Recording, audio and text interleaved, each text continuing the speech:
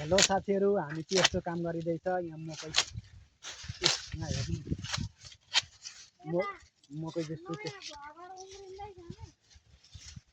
यहाँ चाहिँ मकै काट्ने काम भइरहेको छ। मकै पनि सुकेछ। यसको चाहिँ चुप्पा काटेर अब यसलाई भाँच्नु पर्ने। अब 4-5 दिनमा त भइहाल्छ काट्ने।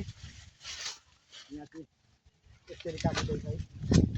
यसलाई यसरी काटेपछि छिटो सुक्छ भन्ने सुनिरहेको थियौँ, त्यही भएर काटिदिएको।